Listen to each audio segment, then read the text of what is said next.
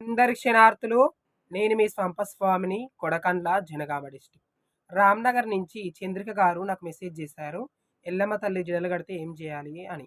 అమ్మ శివనాజ్ఞ లేనిదే చిన్న చీమైనా గుట్టదు. పరమశివుని బిడ్డ కదా ఎల్లమ్మ. పరమశివునికి కూడా పళ్ళ జడలు ఉంటాయమ్మ. చాలా మందికి మనం చూస్తూ ఉంటాం జడలు కట్టడం. శ్రీ వేములవాడ రాజరాజేశ్వర స్వామి వచ్చిన వాళ్ళు కానీ, పార్వతీ జడరామలింగేశ్వర స్వామి వచ్చిన వాళ్ళు కానీ, ఎల్లమ్మ తల్లి వచ్చిన వాళ్ళకి కానీ చాలా మందికి జడలు కడతా ఉంటాయి. ఎందుకు అంటే దేవుడి ఆజ్ఞ, దేవుడి యొక్క స్వరూపం, దేవుని యొక్క లీలలు, దేవుని యొక్క కరుణ కటాక్షాలు ఉండడం వల్ల కొంతమందికి జడలు కడుతూ ఉంటాయి. తరతరాలుగా ఇంట్లో ఉన్న ఎల్లమ్మ తల్లికి పూజలు చేయకపోవడం వల్ల కొంతమందికి జడలు కడుతూ ఉంటాయి, మనం చూస్తూ ఉంటాం.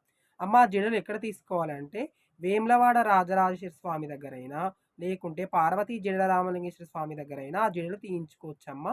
తప్పేమి లేదు. మన దేవుడు కళ్ళకొచ్చి చెప్తా ఉంటాడు, అమ్మ తీయించుకోవచ్చు.